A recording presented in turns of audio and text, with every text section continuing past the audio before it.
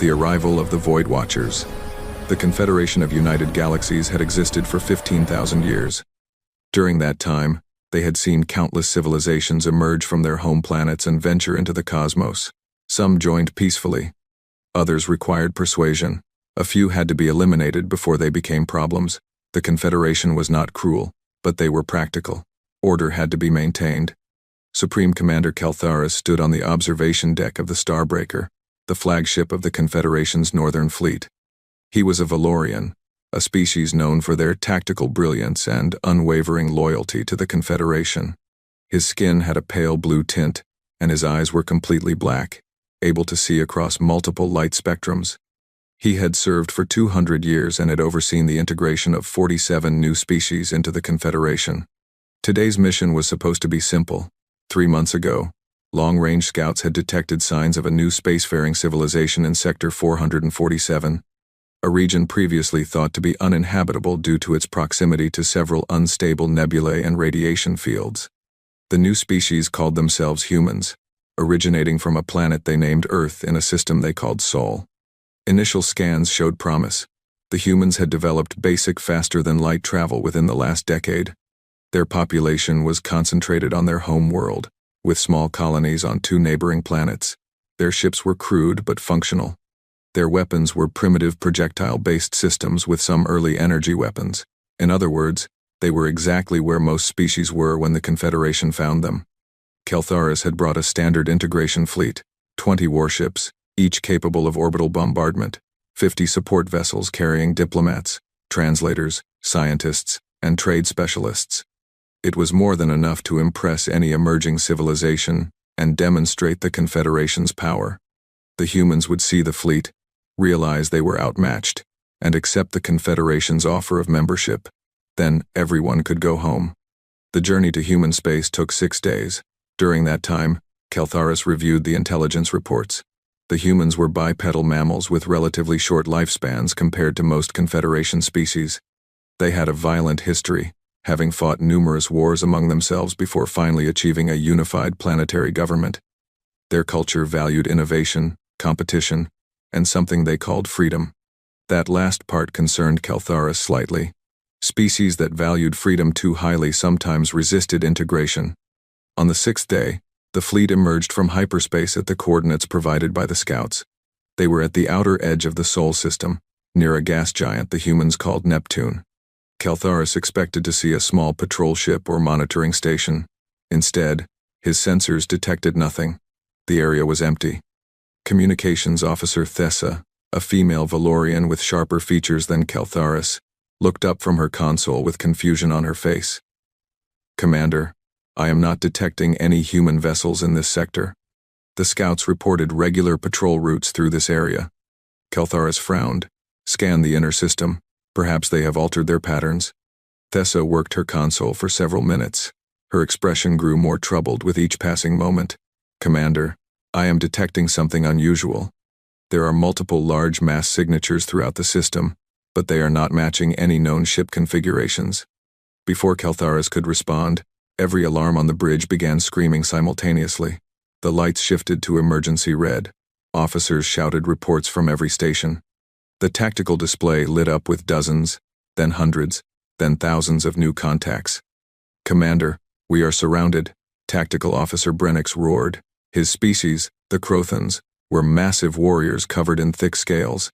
Even he sounded shaken, contacts appearing on all sides. They were cloaked. We could not detect them until now. Keltharis felt his blood turn cold. Around his fleet, space itself seemed to come alive. Ships appeared from nowhere as cloaking fields dropped. But these were not the primitive vessels the scouts had described. These were warships, hundreds of them, and they were massive. The smallest human vessel was twice the size of Keltharis's flagship. They were angular and aggressive in design, covered in what could only be weapon systems. Their hulls were a dark gray that seemed to absorb sensor beams, and they were everywhere, surrounding the Confederation fleet in a perfect sphere formation. But it was the ship at the center of the formation that made Keltharis forget how to breathe. It was beyond massive. It was a mobile fortress, a city in space, a monument to engineering that should not have been possible. The ship was shaped like a wedge, sharp at the front and widening toward the rear. Its hull bristled with weapons of every size. Keltharis counted at least 50 main cannons, each one larger than his entire ship. "Commander," the sensors officer called out, her voice trembling. "That central ship is reading at 112 kilometers in length. Its power output is greater than our entire fleet combined." "That is impossible," Keltharis whispered. The humans were barely capable of basic spaceflight. They should not have this technology. "Commander, we are being hailed," Thessa said, audio and visual. Keltharis straightened his uniform and tried to project confidence he did not feel. "Accept the transmission." The main view screen flickered, and a human face appeared. It was a male, Keltharis guessed, based on the facial structure. His skin was dark brown, and his hair was cut very short with streaks of gray at the temples. His eyes were a striking amber color, and they studied Keltharis with an intensity that was unsettling. The human wore a uniform of deep black with gold trim and numerous insignia that likely denoted rank. Behind the human, Keltharis could see a command center that dwarfed his own bridge. Hundreds of crew members worked at stations. Holographic displays showed tactical information and ship statuses. Everything was orderly, professional, and clearly battle-ready. The human smiled, but it was not a warm expression. "Greetings, visitors. I am Grand Admiral Marcus Chen of the United Earth Defense Force. You have entered human territory without authorization. Please state your intentions." Keltharis found his voice. "I am Supreme Commander Keltharis of the Confederation of United Galaxies. We come peacefully to extend an invitation to humanity. The Confederation welcomes all civilized species into our great alliance." Admiral Chen's smile did not change. "I see. And this peaceful invitation requires 20 warships?" "The Confederation believes in demonstrating our capabilities," Keltharis replied, falling back on the standard script. "We want new species to understand the benefits of membership. Under the Confederation's protection, humanity would have access to advanced technology, trade networks spanning thousands of worlds, and security against any external threats." "And what would the Confederation require in exchange?" Chen asked. "Standard membership terms," Keltharis said. "You would acknowledge Confederation authority over matters of interstellar law and security. You would contribute resources and military support when called upon. You would open your territory to Confederation oversight. These are reasonable terms that every member species has accepted." For a long moment, Chen said nothing. Then he leaned back in his chair and pressed something on his armrest. The view screen split, showing not just Chen but 5 other humans, 3 males and 2 females, all wearing similar uniforms. "Allow me to introduce my colleagues," Chen said. "Admiral Sarah Washington, Commander of the 2nd Fleet. Admiral Hiroshi Tanaka, Commander of the 3rd Fleet. Admiral Amara Okafor, Commander of the 4th Fleet. Admiral Dmitry Volkov, Commander of the 5th Fleet. And Admiral Sofia Rodriguez, Commander of the 6th Fleet." Keltharis felt his heart's pound. 6 fleets. The humans had 6 fleets. "We appreciate your invitation, Commander Keltharis," Chen continued. "However, humanity must respectfully decline. We have no interest in surrendering our sovereignty to any external power, regardless of how ancient or powerful they claim to be." "You do not understand," Keltharis said, trying to keep his voice steady. "The Confederation has maintained peace across 10,000 star systems for millennia. Rejecting our offer would be unwise." "On the contrary," Admiral Washington said, her voice cool and measured. "We understand perfectly. You arrive with warships and demands for submission. You call it protection, but we recognize it for what it is: conquest, dressed in diplomatic language." Keltharis felt anger rising. "You are a young species taking your first steps into a dangerous galaxy. You do not know what threats exist beyond your small corner of space. The Confederation offers genuine protection." Keltharis felt anger rising. "You are a young species taking your first steps into a dangerous galaxy. You do not know what threats exist beyond your small corner of space. The Confederation offers genuine protection." Admiral Tanaka spoke next, his voice calm but firm. "Perhaps you should ask yourself why we built these ships, Commander. Did you think we stumbled into this technology by accident? We have been monitoring the galaxy for over a century. We know about the Confederation. We know about your expansion methods. We know that species who refuse integration tend to face mysterious accidents shortly afterward. That is a serious accusation, Keltheris said. It is a documented pattern, Admiral O'Kafer added. We have observed 19 species make first contact with the Confederation in the past 50 years. 14 joined willingly. 5 refused. All 5 experienced catastrophic system failures, terrorist attacks, or civil wars within a year. 3 are now extinct. The remaining 2 eventually joined the Confederation after their populations were reduced by 90%. The bridge was silent. Keltheris wanted to deny it, but he could not. The Confederation maintained order through any means necessary. Sometimes that required eliminating problematic civilizations before they could threaten the stability of the greater galaxy. You have been preparing for this, Keltheris said quietly. For 137 years, Admiral Volkov confirmed. Since we first detected Confederation scout ships at the edge of our territory, we knew this day would come. We knew you would arrive with warships and demands. So we prepared. The view screen changed, showing not just the ships surrounding the Confederation fleet, but images of massive orbital installations, planet-side defense systems, and fleets stationed throughout human space. There were hundreds of warships, thousands of defense platforms, and weapons systems that made Keltheris's military mind real. This is the UES Sentinel, Chen said, as the view focused on the enormous central warship. She is the first of our Titan-class vessels. Her primary weapon can sterilize a planet from orbit in 4 minutes. Her secondary batteries can engage 300 targets simultaneously. Her shields can withstand a supernova at close range. And she is not alone. We have 4 more Titan-class vessels under construction, with plans for 20 more. Keltheris could barely process what he was hearing. The resources required to build such vessels would bankrupt most civilizations. This is impossible, he said. Your planet does not have the industrial capacity for such construction. Admiral Rodriguez smiled. You are correct. Earth alone could not build this fleet. But we are not alone. Humanity has colonized 73 worlds in the past 50 years. We have automated mining operations in 600 asteroid fields. We have fusion plants on 40 moons, providing unlimited power. And we have been preparing for this moment every single day. The view screen shifted again, this time showing a star map. It displayed human territory, and Keltheris felt his stomach drop.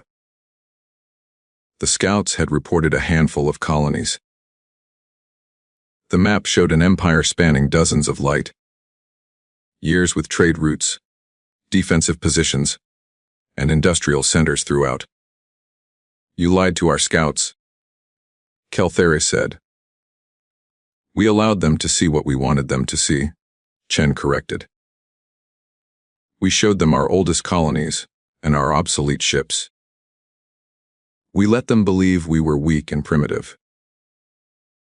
And you believed it because you wanted to. You assumed we would be like every other young species you have encountered. That was your mistake. What do you want? Keltheris asked. He had lost control of this situation, and he knew it. We want to be left alone, Chen said simply. We want to develop at our own pace, make our own decisions, and forge our own destiny among the stars. We are not interested in conquest or expansion into territories claimed by others. But we will defend what is ours with every resource at our disposal. And if we refuse to leave? Keltharis asked, though he already knew it was a foolish question. Then you will discover why we call this ship the Sentinel, Chen replied. His expression hardened. You have 1 hour to withdraw your fleet from human space. If you are still here after that time, we will consider it an act of war. Choose wisely.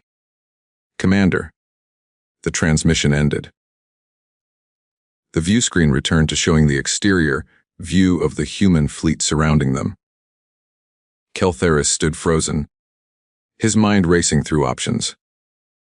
Every scenario ended in disaster. If he attacked, his fleet would be destroyed. If he withdrew, the Confederation would see it as weakness. But if he stayed, the humans would make good on their threat. Commander, what are your orders? Thessa asked quietly. Keltharis looked at his officers. They were all watching him, waiting for leadership. He thought about his 200 years of service. He thought about the Confederation's 15,000 years of dominance. And he thought about the massive human warship that could end all of it with a single shot. Begin withdrawal procedures, he said. Plot a course back to Confederation space. Maximum speed. Relief flooded the bridge. Officers moved quickly to carry out the orders. The Confederation fleet turned and began moving away from the human vessels. As they did, Keltharis noticed something. The human ships did not pursue. They did not taunt or threaten. They simply watched, maintaining their perfect formation, until the Confederation fleet jumped to hyperspace. During the journey home, Keltharis sat alone in his quarters. He was composing a report that would change everything. For 15,000 years, the Confederation had been the dominant power in the galaxy. They had grown complacent, believing their superiority was eternal. The humans had just proven that assumption wrong. Keltharis wrote carefully, documenting everything he had seen and heard. He explained the human ships, their technology, their preparation, and their resolve. He ended with a recommendation that shocked even himself. We must negotiate with humanity as equals. Any other approach will lead to a war we cannot win. The age of Confederation dominance is over. A new era has begun. The Council's decision. The report from Supreme Commander. Keltharis reached the Confederation High Council 3 days after his return. Within hours, an emergency session was called. Representatives from all 7 founding species gathered in the Great Hall, a structure that had stood at the heart of the Confederation for 10,000 years. The hall was enormous, capable of holding thousands of delegates. Its walls were made of crystallized starlight, a material so rare that only 3 buildings in the galaxy possessed it. At the center of the hall sat the 7 seats, massive thrones carved from different materials, representing each founding species. The Valorians, the diplomats and strategists. The Crothans, the warriors and enforcers. The Thessians, the scientists and engineers. The Morphids, the intelligence gatherers and spies. The Luminians, beings of pure energy, who powered the Confederation's most advanced technology.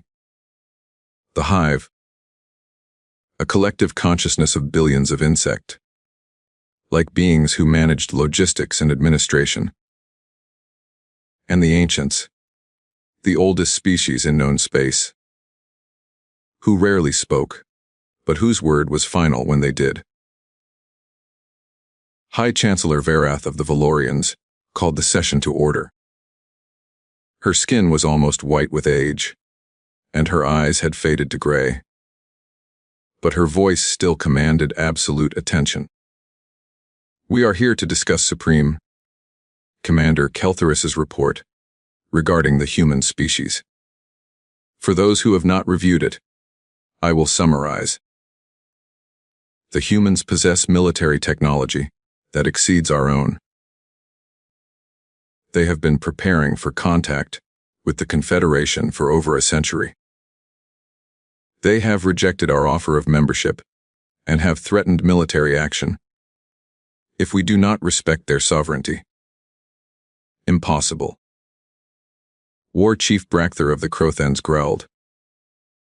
His species stood over 3 meters tall, and his voice sounded like grinding stone. "One young species cannot threaten the Confederation. Keltheris must have exaggerated the threat." Keltheris stood from his seat in the observers section. "With your permission, High Chancellor, I would like to address that concern."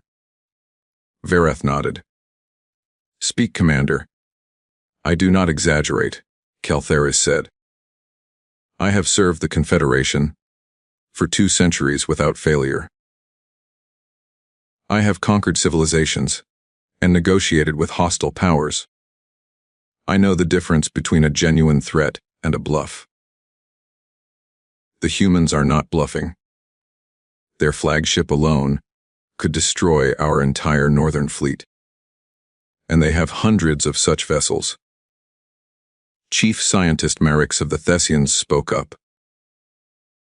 "Her species resembled crystalline sculptures, their bodies translucent and constantly shifting with internal light. How is this possible? Our intelligence indicated they achieved faster than light travel only recently. The technology gap should be insurmountable. The humans are exceptional engineers and tacticians," Keltheris explained. "More importantly, they have been observing us for far longer than we realized. They knew we would come eventually, so they prepared.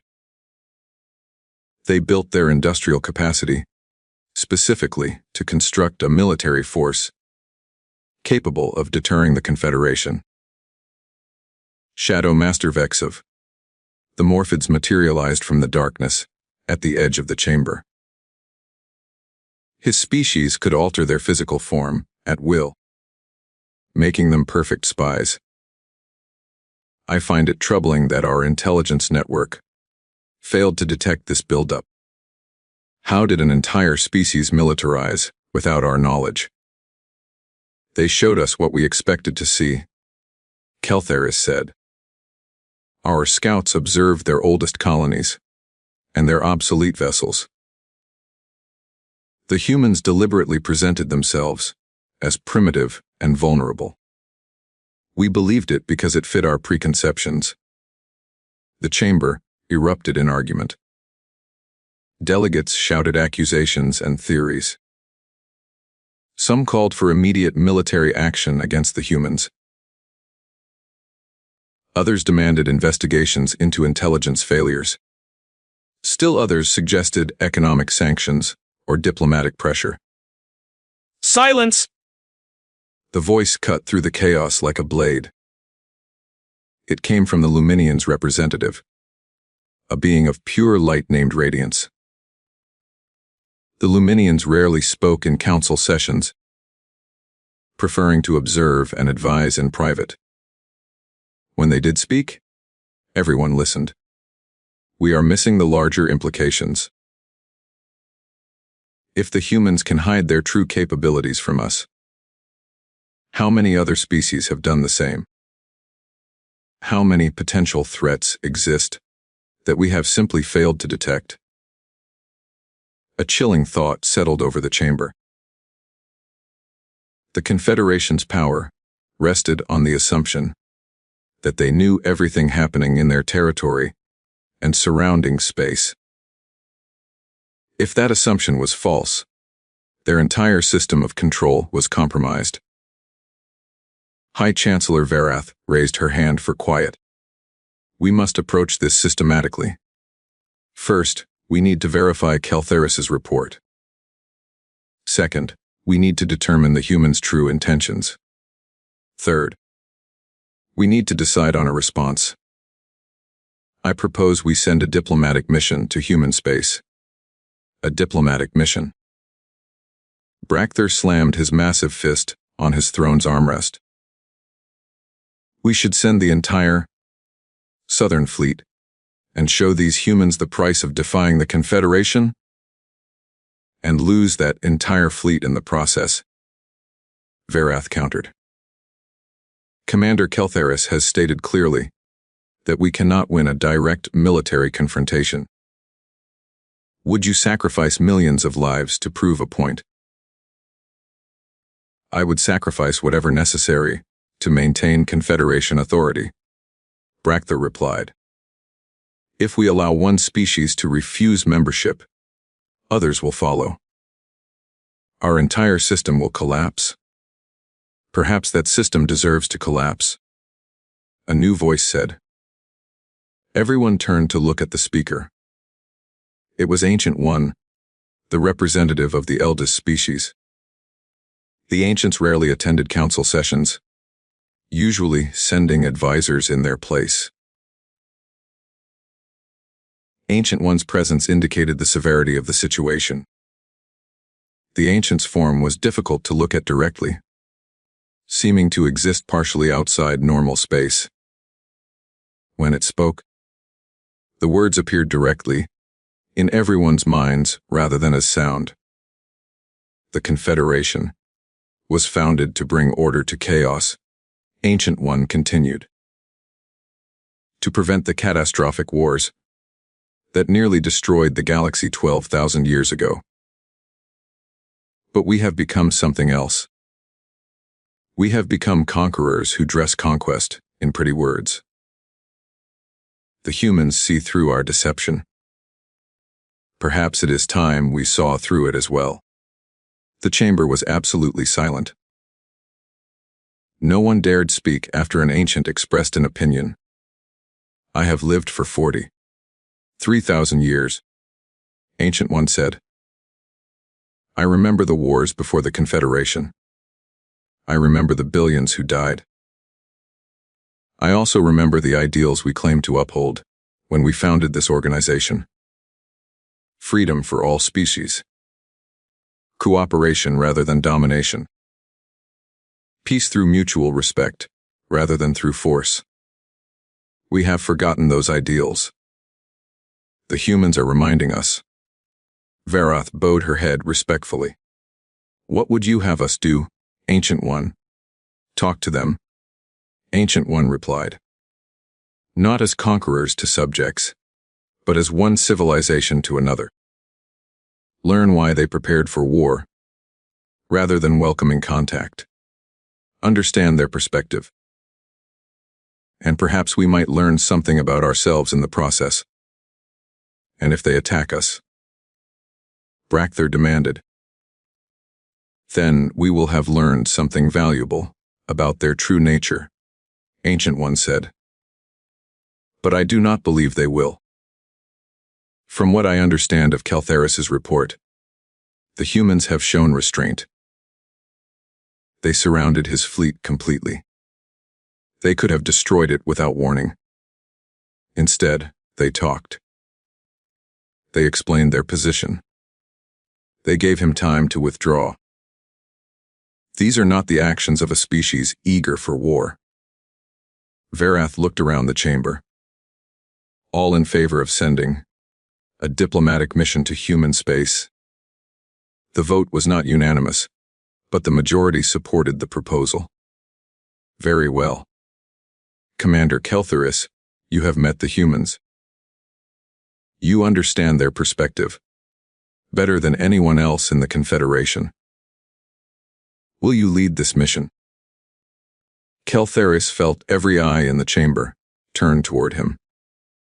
He thought about the massive human warship, about Admiral Chen's unwavering confidence, about the trap he had walked into so blindly. He thought about his 200 years of service and the countless species he had helped bring into the Confederation fold. "I will," he said finally. "But I must go with full authority to negotiate any terms necessary for peace. I cannot be bound by standard protocols that the humans have already rejected." "You will have that authority," Varath confirmed. "You will speak with the voice of the entire council. Whatever agreements you reach will be binding on all Confederation members." Brakther stood up, his massive frame radiating anger. "This is a mistake. We are showing weakness. We are showing wisdom," Ancient One corrected. "There is a difference.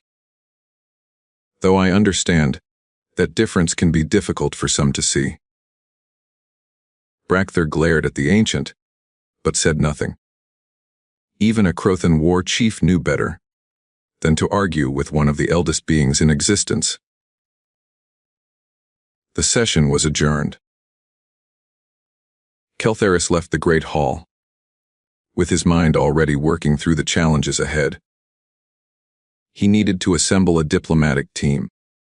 He needed to study everything known about human culture and psychology. And he needed to figure out how to negotiate with a species that had completely outmaneuvered the Confederation's first contact attempt. 3 days later, Keltharis departed on the diplomatic vessel Horizon. Unlike warships, diplomatic vessels were unarmed and designed for comfort rather than combat. The Horizon carried a delegation of 50 individuals representing different Confederation species and specialties. There were linguists who had studied human languages, anthropologists who had analyzed human culture from long-range observations, and legal experts who understood interstellar treaty law. The journey to human space took 8 days. During that time, Keltharis met with his team daily to discuss strategy. The humans had demonstrated they valued honesty and directness, so Keltharis decided to abandon the usual diplomatic tricks. No manipulation, no hidden agendas, no carefully worded traps. They would approach the humans with genuine respect and see where that led. When the Horizon emerged from hyperspace at the edge of the Sol system, they found a welcoming committee waiting. 5 human warships sat in formation, much smaller than the Sentinel, but still impressive. And leading them was a vessel Keltharis recognized. Admiral Chen's flagship. "Commander Keltharis." Chen's voice came through the communications system. "Welcome back to human space. We were informed of your diplomatic mission. My orders are to escort you to Earth, if you wish to continue." "We wish to continue," Keltharis replied. "Thank you for the escort." The journey through the Sol system took 3 hours. During that time, Keltharis got his first real look at human territory. There were orbital stations around every significant planet and moon. Massive industrial complexes floated in the asteroid belt between Mars and Jupiter. Defensive platforms surrounded Earth itself in multiple layers. Everything he saw confirmed his worst fears. The humans had built an empire in secret, and they had done it efficiently. When they approached Earth, Keltharis felt something he had not experienced in decades awe. The planet was beautiful.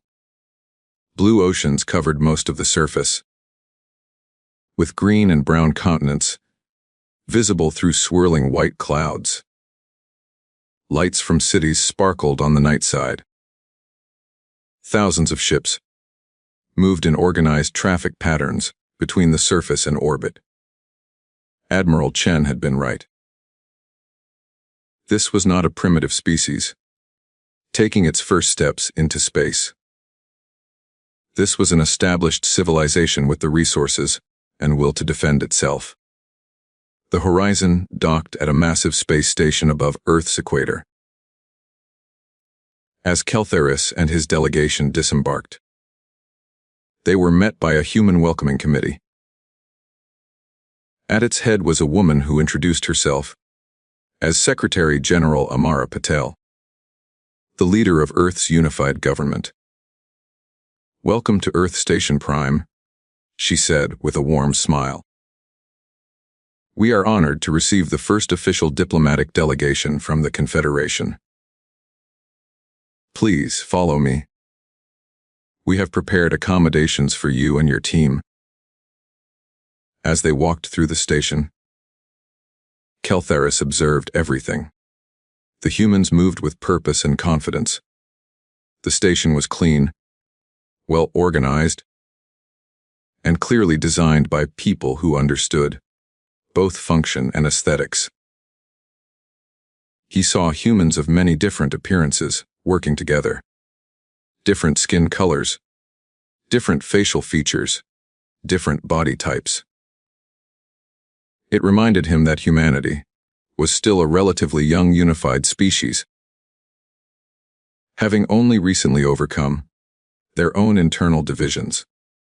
They were led to a conference room with large windows overlooking Earth. The planet slowly rotated below them, beautiful and serene. Secretary General Patel gestured to seats around a large table. "Before we begin formal negotiations," she said, "I want you to understand something about humanity. We do not seek conflict with the Confederation or any other power. We simply wish to determine our own path forward. Is that something you can respect?" Keltharis looked at the planet below, at the fleets in orbit, at the defensive installations protecting this world. He thought about Ancient One's words about forgotten ideals. He thought about the 15,000 years of Confederation dominance and what it had really been built on. "Yes," he said finally. "I believe we can respect that. And perhaps in doing so, we can learn to respect ourselves again as well." Secretary General Patel smiled. "Then let us begin. I think this will be the start of something new for both our peoples." As the negotiations began, Keltharis realized that everything was about to change. The Confederation had maintained order through strength and intimidation for millennia. The humans were offering a different path: cooperation between equals, mutual respect, and the freedom for civilizations to choose their own destiny. It was idealistic and risky, and completely contrary to everything the Confederation had built. It was also, Keltharis realized, exactly what the galaxy needed.